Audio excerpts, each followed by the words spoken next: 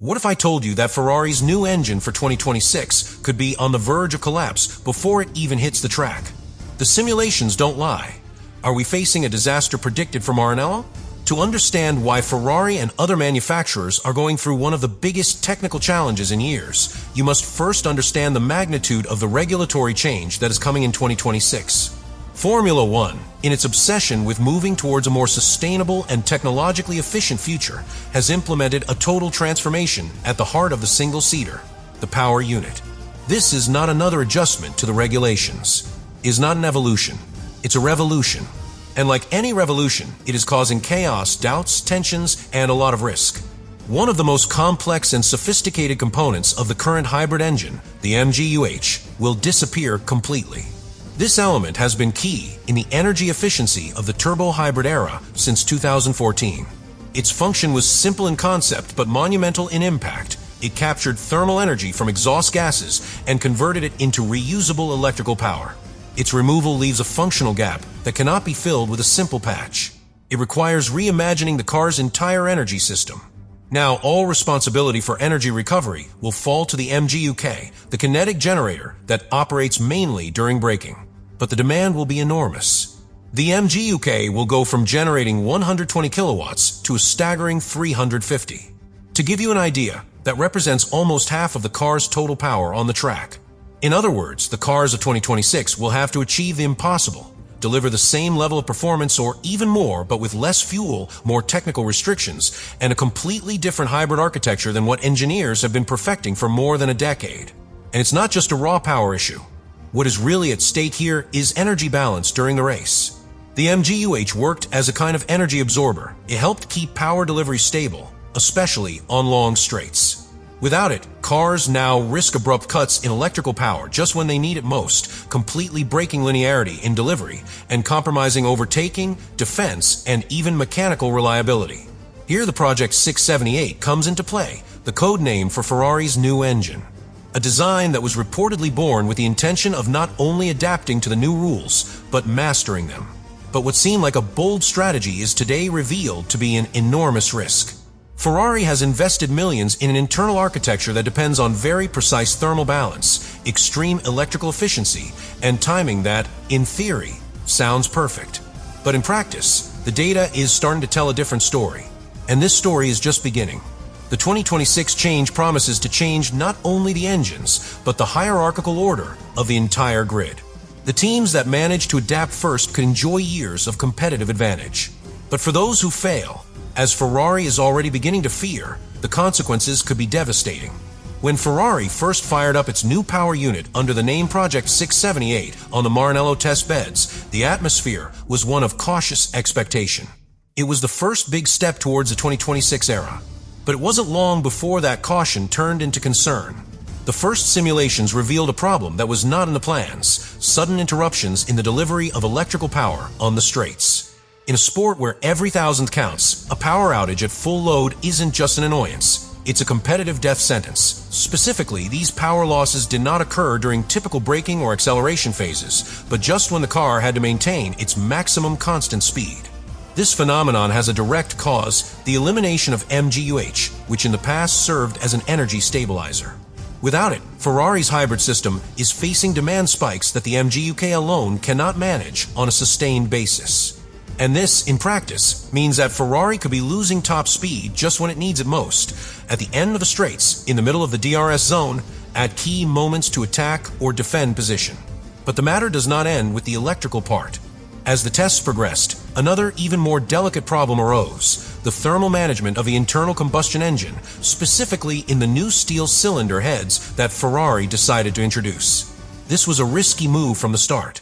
Steel, in theory, better withstands the very high temperatures that are now generated due to the use of sustainable fuels and the increase in boost pressure.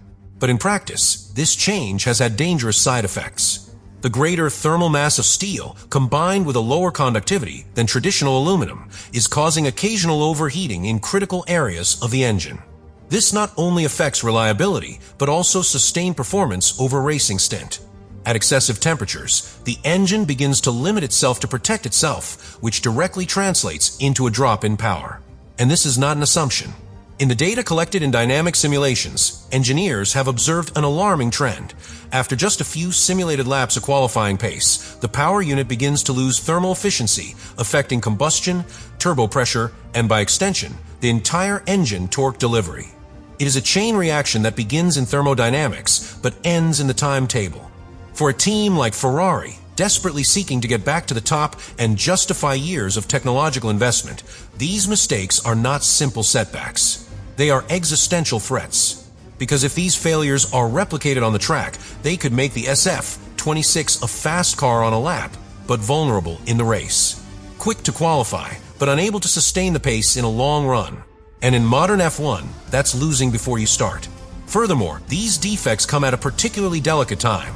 Ferrari is already closing its design specifications for the chassis, and the complete integration of the power unit with the 2026 car is not just a matter of correcting one component. It is redesigning an entire performance ecosystem without altering the general balance of the car. And the most alarming thing is that these failures were detected in laboratory conditions with controlled temperatures, without real aerodynamic stress, without extreme vibrations. What will happen when all this is transferred to the track? Ferrari faces a race against time. Not to tune an engine, but to save an era before it begins. Ferrari's technical problems are not only happening within its facilities in Maranello.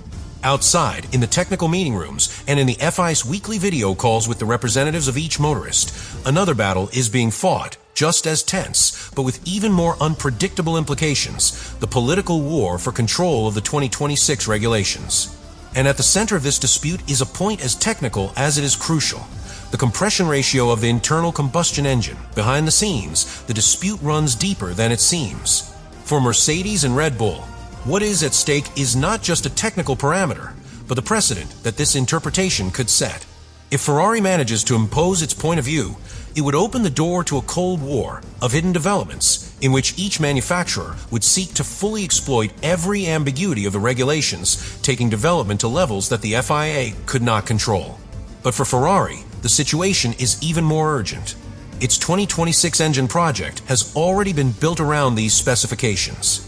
Changing the regulations at this point, or forcing a stricter reinterpretation, would not just be an inconvenience, it would be a disaster. It would mean redoing the base design of the entire engine block, modifying the combustion architecture, redesigning cooling systems, rebalancing internal weights, and altering the entire energy strategy. In other words, start from scratch. For this reason, a covert diplomatic offensive has been launched from Maranello. They have sought support within the FIA Technical Commission. They have found allies in Honda, which is also committed to a high-pressure combustion structure, and they have built bridges with Audi, which is still in the development phase, but sees Ferrari as a strategic partner to validate its own aggressive proposals. Thus, without publicly declaring it, a division has been formed in the paddock. On the one hand, Mercedes and Red Bull, champions of a more conservative interpretation of the regulations. On the other, Ferrari, Honda, and Audi, defenders of a more flexible, more experimental, more risky reading. And in the midst of this war, the FIA must decide which way to tip the balance. Will you allow teams to push the technical limits freely as long as they respect the regulatory text? Or will you apply a more restrictive reading to prevent the engines of 2026 from becoming a Pandora's box? What is clear is that the conflict is no longer just technical. Now it is political, economic, and strategic. Because whoever wins this battle will not only mark the development of their own engine, it will also define the mold that everyone else must follow for the next 5 years. And as often happens in Formula One, the one who imposes the rules is rarely the one who lags behind. Until now, we have talked about engines, simulations, and technical disputes. But at the end of the day, all this has a single objective: to give drivers the tools to compete, to win, to mark an era. And this is where the problems of Project 678 begin to have a devastating weight. Because Ferrari is not only at stake for a championship, it is at stake for the credibility of its new era. And the protagonists of that story are two names that are already part of the history of Formula One: Charles Leclerc and Lewis Hamilton. Let me know in the comments what you think about all this.